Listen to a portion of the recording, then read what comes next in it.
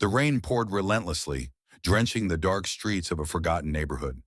The sound of water splashing against the cracked pavement mixed with distant thunder, creating an eerie atmosphere.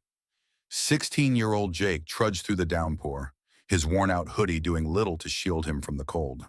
This was his daily reality, navigating the harsh, unforgiving streets of a neighborhood where survival was the only priority. Jake was an orphan, left to fend for himself since he could remember. His life was a constant battle, scraping by with odd jobs, dodging trouble, and dreaming of a future far removed from the decay around him. Tonight was no different, or so he thought.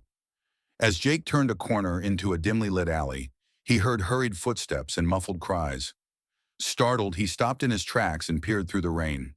In the faint glow of a flickering streetlight, he saw her, a woman clearly terrified, running for her life. Her elegant trench coat was soaked, and her frantic glances over her shoulder revealed sheer panic. Behind her, three masked men pursued, their shadows stretching menacingly along the walls. They moved quickly, their intentions clear and dangerous. Jake's heart raced as he gripped the strap of his tattered backpack. He wasn't sure what to do, step in or stay hidden. A sharp cry from the woman shattered his hesitation.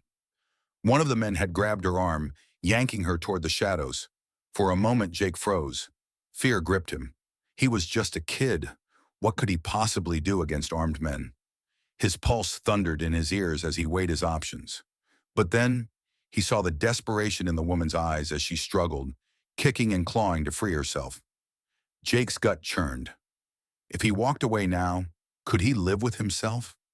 Lightning lit up the alley for a split second, and in that brief moment, Jake made his decision. He couldn't just stand by.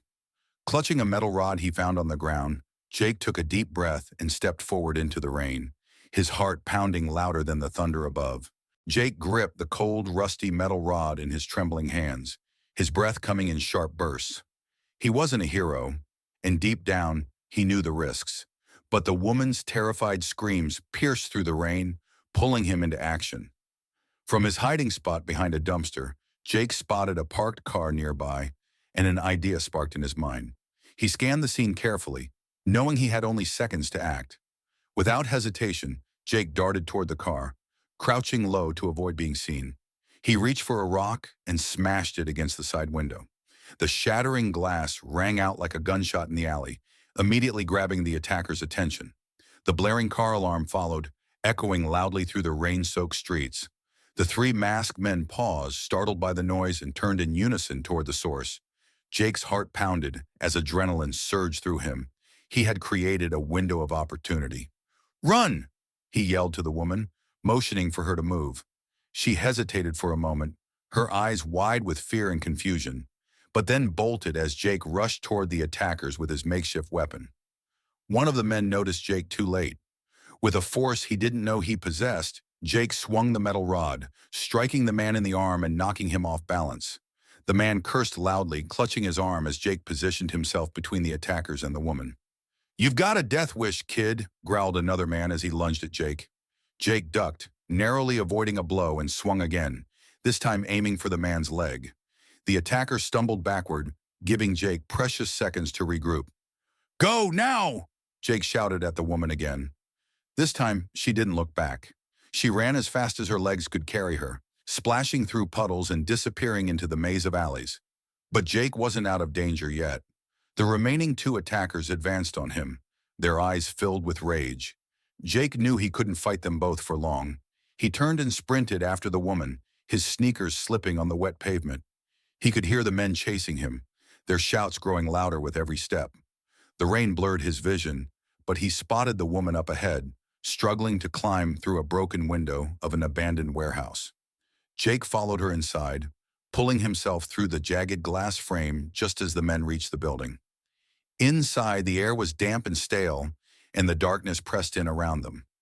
Jake's breathing was ragged as he crouched behind an old crate, motioning for the woman to stay silent. The sound of heavy footsteps echoed through the warehouse as the attackers entered, their flashlights cutting through the gloom. Jake's heart felt like it would burst out of his chest. He glanced at the woman, who was clutching her side and wincing in pain. She was hurt, but they couldn't stop now. The attackers spread out, their voices low but menacing as they searched the building. "You can't hide forever," one of them sneered, his flashlight sweeping dangerously close to their hiding spot. Jake tightened his grip on the metal rod, his mind racing for a way out. The stakes had never been higher, and for the first time, he began to wonder if he had made a terrible mistake. But he couldn't give up. Not now. Not when someone's life depended on him. The warehouse was deathly quiet, save for the distant patter of rain leaking through its cracked roof. Jake crouched behind a pile of dusty crates, his muscles tense, his breath shallow. Beside him, the woman, who he now realized was far more than she seemed, clutched her side, blood seeping through her coat.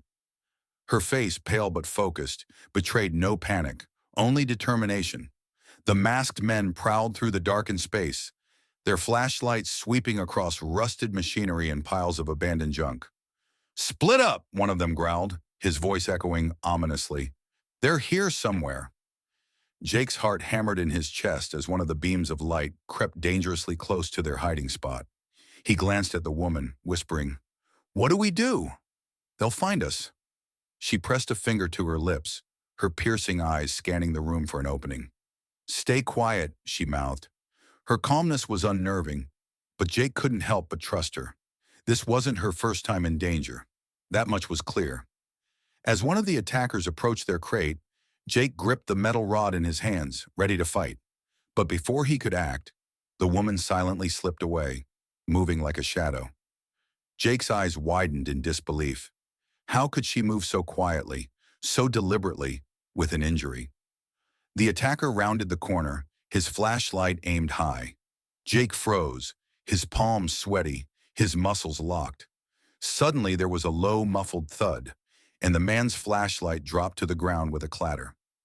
Jake peeked around the crate to see the woman standing behind the now unconscious man, her expression hard, her breathing steady. She gave Jake a small nod before dragging the man's limp body behind a stack of crates to hide it.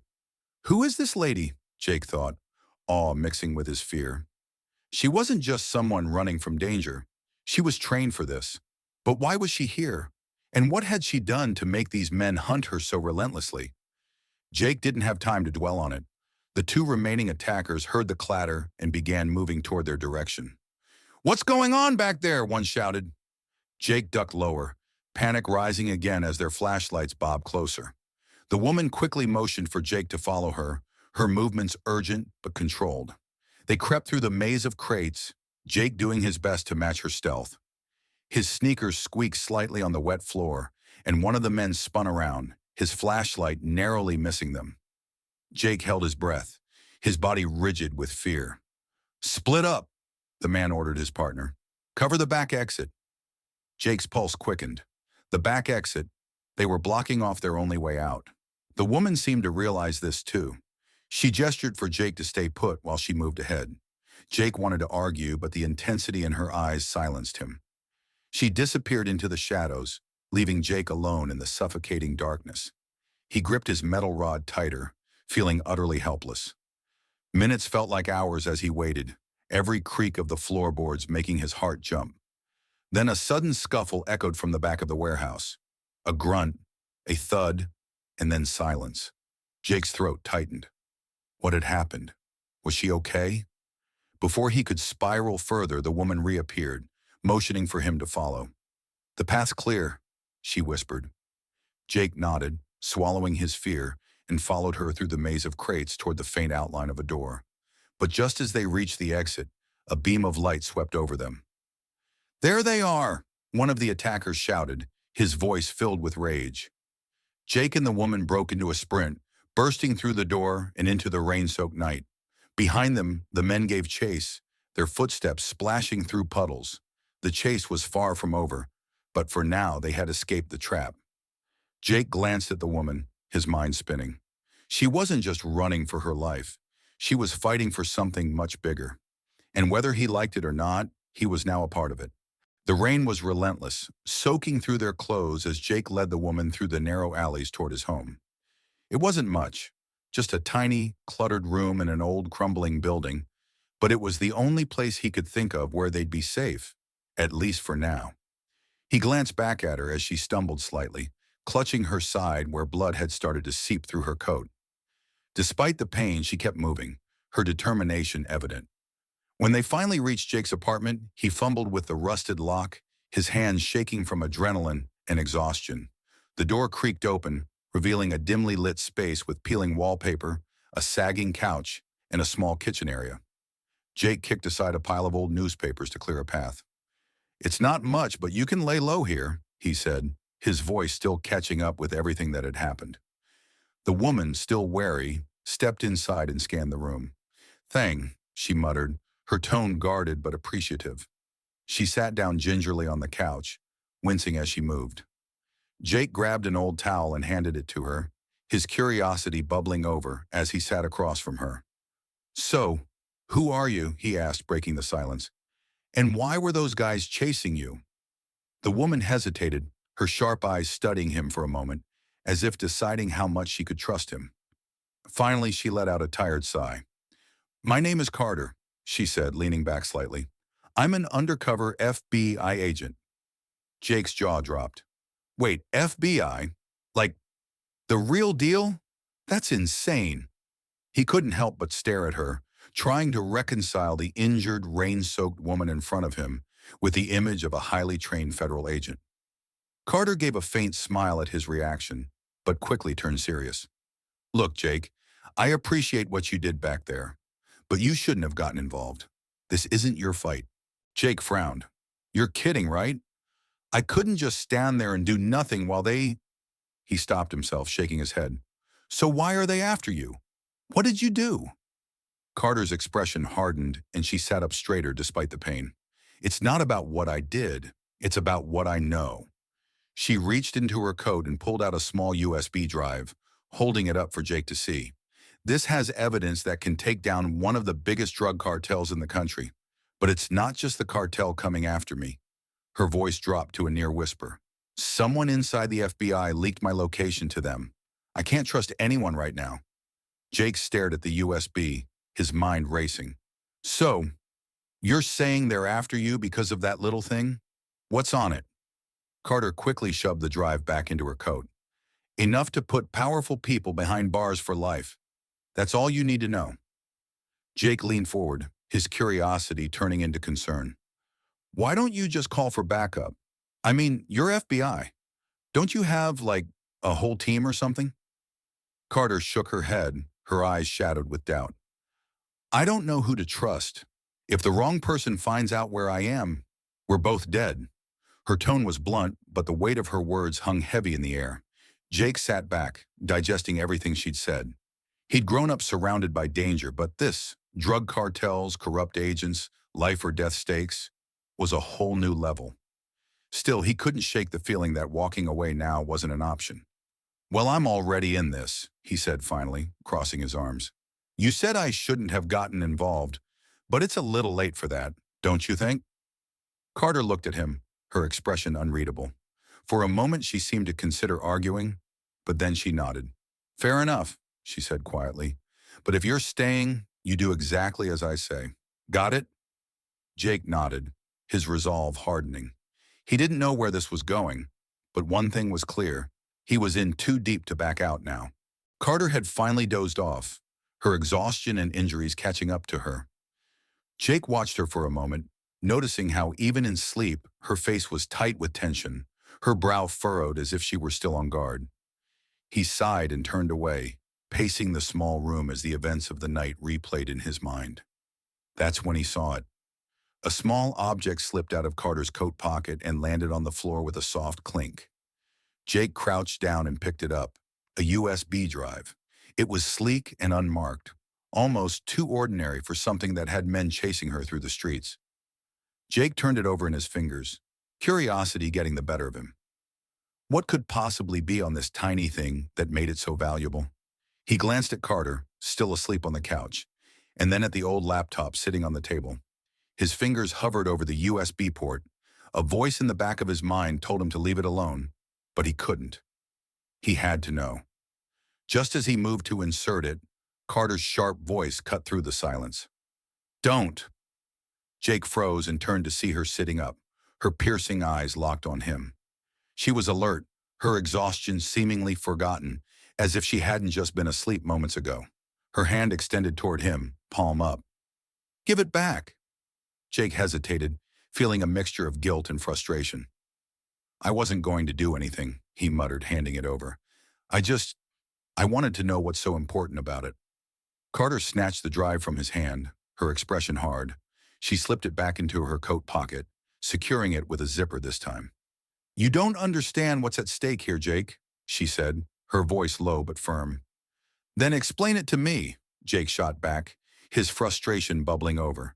"You keep saying I shouldn't be involved, but I already am. I deserve to know why these guys are trying to kill you, and me, by the way, over that stupid little thing." Carter sighed, leaning back against the couch and closing her eyes for a moment. When she opened them again, there was a flicker of vulnerability that Jake hadn't seen before. "This stupid little thing, as you call it, is the reason people are dead. Good people. People I trusted." Her words hung heavy in the air. Jake sat down across from her, the tension between them palpable. "So, what's on it?" he asked softly. Carter hesitated, then finally relented. "It's evidence," she said, her voice barely above a whisper. "Evidence that ties one of the biggest drug cartels in the country to powerful government officials. Politicians, law enforcement, even people in the FBI." Jake's eyes widened. "The FBI? Your own people?" Carter nodded grimly. "Someone in my team betrayed me. They leaked my location to the cartel and set me up to be taken out before I could deliver this." She patted the pocket where the USB drive now rested. "I don't know who I can trust anymore." Jake leaned back, trying to process what she was saying. The scale of it was overwhelming. Cartels, corrupt officials, and now betrayal within the very organization meant to protect people like her. He felt like he was in over his head, but at the same time he couldn't walk away. Not now. Not after everything he'd seen. "So, what's your plan?" he asked cautiously. Carter looked at him, her gaze steady. "My plan is to survive long enough to deliver this to someone I know I can trust. And if I can't find anyone—" She trailed off, her expression darkening. Jake swallowed hard, the weight of her words sinking in. This wasn't just her fight anymore. Whether he liked it or not, he was part of this now, and there was no turning back. The quiet of the dimly lit apartment was shattered by the unmistakable sound of heavy footsteps outside the door. Jake froze, his eyes darting to Carter, who instantly tensed. Her hand moved to her coat, where she kept the USB drive, and she motioned for Jake to stay silent. The footsteps grew louder, followed by muffled voices. The danger they had been running from was now right outside.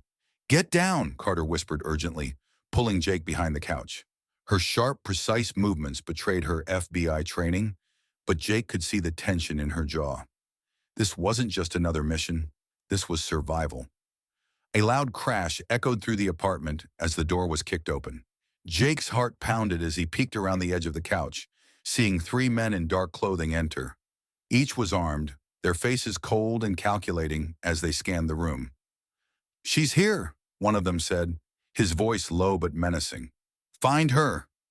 Carter's eyes met Jake's, and she mouthed, "Follow me." Staying low, she crept toward the small kitchen at the back of the apartment. Jake followed, trying to keep his footsteps as quiet as possible, but his fear threatened to overwhelm him. He'd never been in a situation like this before. This was the kind of danger he'd only seen in movies. As they reached the kitchen, Carter grabbed a knife from the counter and handed it to Jake. "Just in case," she whispered. He held it awkwardly, his hands trembling, but nodded. The men began tearing through the apartment, overturning furniture and smashing through cabinets. "She's not here," one of them growled. Another replied, "Then we'll make her come out." Suddenly, one of the men spotted movement in the kitchen. "There!" he shouted, raising his weapon. Carter reacted instantly, grabbing Jake's arm and pulling him toward the window. "Go!" she yelled, shoving him through the narrow frame. Jake scrambled out onto the fire escape, the rain-slick metal cold under his hands. Behind him, Carter climbed through just as a shot rang out, shattering the window. Jake's heart raced as he looked back to see the men charging toward them. "Move!" Carter shouted, and Jake began climbing down the fire escape as quickly as he could. The two of them hit the ground running, the sound of shouting and gunfire echoing behind them. The rain poured harder, making the narrow alleyways slippery and treacherous. Jake led the way, his knowledge of the neighborhood coming into play. "This way," he yelled, taking a sharp turn down a side street. Carter followed, her movements swift despite her injury. The cartel members were close behind, their footsteps splashing through puddles as they gave chase. Jake's mind raced, searching for a way to lose them. Ahead, he saw a stack of old wooden crates near a narrow alley. "Up here!" Jake shouted, leading Carter toward the crates. He climbed quickly, pulling himself onto a low rooftop. Carter followed, her breath labored but steady. They ran across the rooftops, the rain making every step dangerous. Jake slipped once, his foot skidding on the slick surface. But Carter caught his arm and pulled him up. Below, the cartel members shouted in frustration as they tried to figure out how to follow. Jake glanced back and saw one of them climbing up after them. "They're still coming," he shouted. Carter stopped, scanning the rooftops ahead. She spotted a large gap between two buildings and pointed. "We need to jump," she said. Jake stared at the gap, his stomach twisting in fear. "Are you serious? That's—" "Trust me," Carter interrupted. "We don't have a choice." Jake swallowed hard and nodded. Together, they sprinted toward the edge of the building. The moment they leapt, time seemed to slow. Jake felt the air rush past him as he soared over the gap, landing hard on the other side. He turned to see Carter follow, barely making it across. Behind them, the cartel member trying to climb up slipped and fell, crashing into the alley below. For the moment, they were safe.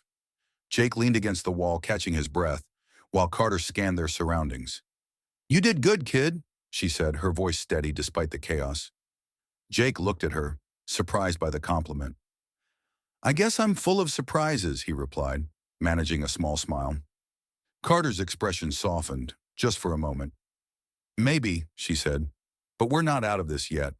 The rain had eased into a light drizzle by the time Jake and Carter found shelter in an abandoned warehouse on the outskirts of the city.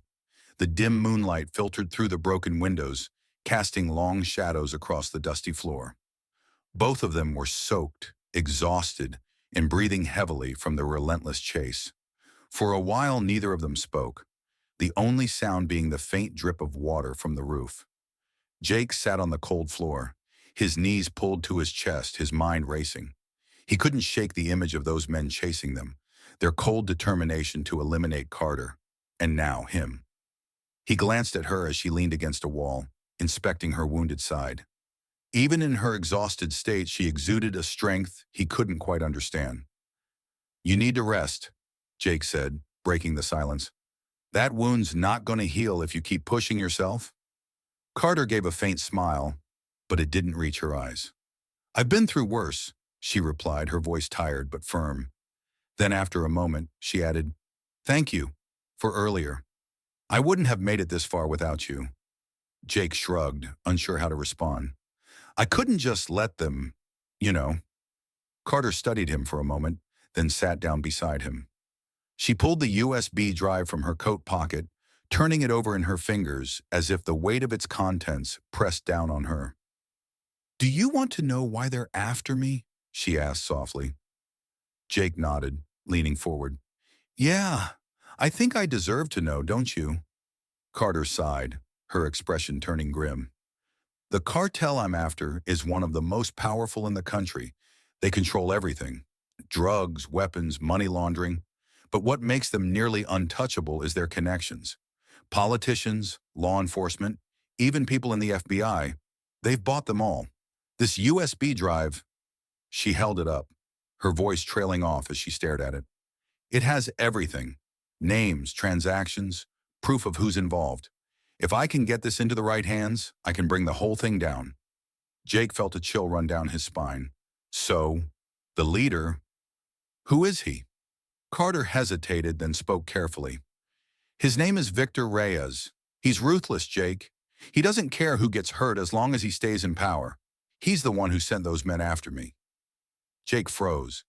The name hit him like a lightning bolt, unlocking memories he had buried deep. He saw flashes of a man's face, a man who had once stood tall and imposing, who had promised to come back for him but never did, a name he hadn't spoken in years. Victor Reyes, Jake repeated, his voice barely a whisper, his hands clenched into fists. He's my father. Carter turned to him, her expression shifting from surprise to understanding. Jake? Jake's mind reeled as pieces of his life began falling into place. The unanswered questions, the empty promises, the years of feeling abandoned, it all pointed back to this man. He left me, Jake said, his voice trembling with anger. I was just a kid. He walked out one day, said he'd come back, but he never did. I thought maybe he was dead or in jail. But no, he's been out there running a damn cartel. Carter placed a hand on his shoulder, her voice steady. I'm sorry, Jake. I didn't know. Jake looked at her, his jaw set. He ruined my life. All this time I thought I wasn't good enough, that it was my fault he left. But now I see it. It was never about me. He's just a monster. Carter nodded, letting the weight of his words settle before she spoke. You don't have to do this, Jake. This isn't your fight. Jake shook his head, his eyes blazing with resolve. Yes, it is. He's hurt too many people. If you're taking him down, I'm helping. I don't care what it takes. Carter studied him, her eyes softening with respect. It's not going to be easy, she warned. He won't go down without a fight. Jake's expression hardened. I don't care. I've got nothing to lose. For the first time, Carter saw something in Jake that surprised her. A strength, a fire that belied his age. She nodded. All right, she said, but you follow my lead. Deal? Jake nodded, his resolve unwavering. Deal. As they sat in the dim light, the weight of their mission ahead pressed down on them. For Jake, this wasn't just about survival anymore. It was personal. And for Carter, she realized she wasn't just fighting for justice. She was fighting for Jake's redemption, too. The dim warehouse buzzed with tension as Carter leaned over a crude map of the city laid out on an old dusty table. Jake stood beside her, his arms crossed, his mind racing. Despite the fatigue etched into their faces, there was a new sense of determination between them. They had a common goal now, to bring down Victor Reyes and the network of corruption that protected him. All right, Carter began, her tone sharp and focused. If we're going to take him down, we need him to incriminate himself. The USB has plenty of evidence, but a confession? That would seal the deal. Jake furrowed his brow. So, what's the plan? How do we get a guy like him to just admit everything? Carter tapped the map, pointing to a location marked with an X. We lure him into a meeting. Somewhere isolated, where he thinks he's in control. We feed him false information to make him believe his operation is falling apart. If he feels cornered, he'll talk. Jake nodded, though his nerves were building. And how do we make him believe us? Carter smirked faintly. That's where you come in. You're the bait. Jake's eyes widened. Wait, what? Me? You want me to face him? Carter placed a hand on his shoulder, her expression serious. Jake, you're the only one who can do this. You're his son. If you show up with the right story, he'll listen. He won't suspect a trap. Not from you. Jake hesitated, the weight of her words sinking in. The idea of confronting Victor made his stomach churn, but he knew Carter was right. This was their best shot. What do I say to him? He asked finally. We'll tell him you found the USB, Carter explained. Say you want to return it to him in exchange for answers about why he left. Appeal to his ego. Make him believe you're just a kid desperate for his father's approval. Jake clenched his fists, hating the idea of playing the part of a vulnerable child. But he pushed the anger aside. This wasn't about him. This was about justice. Fine, he said, but what happens when he shows up? That's where I come in, Carter said, her voice calm but firm. She pulled a small recording device from her bag and placed it on the table. I'll be nearby, recording everything. Once he admits to his crimes, we send the recording and the USB to someone I trust in the FBI. Someone clean. Jake raised an eyebrow. And you're sure this person won't sell us out? Carter nodded. I trust her with my life. The plan was straightforward, but the risks were enormous. If Victor suspected anything, they wouldn't make it out alive. The thought made Jake's stomach knot, but he pushed the fear aside. So, where do we set this meeting? He asked. Carter tapped the map again. An old construction site on the outskirts of town. It's abandoned. No cameras, no witnesses. Perfect for him and for us. Jake studied the map, memorizing the route. He looked up at Carter. What if it doesn't work? What if he doesn't confess? Carter's eyes narrowed. It'll work. Men like Victor can't resist bragging when they think they've won. He'll talk. Jake took a deep breath, his nerves rattling but his determination unshaken. All right, he said. Let's do this. The next day, Jake sent Victor a carefully crafted message, claiming he'd found the USB and wanted to meet. It didn't take long for a reply to come through. Victor agreed to the meeting, his tone curt and commanding. He didn't ask why Jake wanted to meet. He simply assumed his son was desperate for his approval. As they prepared for the encounter, Carter handed Jake a hidden microphone, showing him how to activate it. This has to go perfectly, she said, her voice laced with urgency. If he gets even a whiff of suspicion, we're done. Jake nodded, slipping the device into his jacket. I won't mess it up. As they left the warehouse, the tension was palpable. Jake's mind raced with possibilities. What if Victor didn't show? What if he saw through the act? What if they didn't make it out alive? But he pushed the doubts aside. This was bigger than him. This was his chance to set things right. The abandoned construction site loomed ahead, its skeletal framework silhouetted against the gray sky. Carter stayed hidden in a nearby building, her recording device ready. Jake stood alone in the middle of the site, the USB clutched in his hand, waiting. The sound of approaching vehicles shattered the silence, and Jake's pulse quickened. This was it. Victor Reyes had arrived. The rumble of engines echoed through the abandoned construction site as a convoy of black SUVs pulled up. Jake stood in the center of the desolate space, his heart pounding. He tightened his grip on the USB drive, forcing himself to stay calm. He had to play his part perfectly or everything would fall apart. The car doors opened and a group of armed men stepped out, forming a protective circle around the figure who emerged last. Victor Reyes. Jake felt a chill run down his spine as he locked eyes with the man he hadn't seen since childhood. Victor was as intimidating as Jake remembered, tall, broad-shouldered, and exuding an aura of authority. His sharp suit and cold gaze made it clear that this was a man used to being in control. Victor strode toward Jake, his expression unreadable. Well, he said, his voice deep and commanding. Jake, it's been a long time. Jake swallowed hard, trying to ignore the lump in his throat. Yeah, it has, he replied, his voice steady despite the fear gnawing at him. Victor's eyes flicked to the USB drive in Jake's hand. So, you've got something that belongs to me? Jake nodded, holding it up. Yeah, I found it. Figured you'd want it back.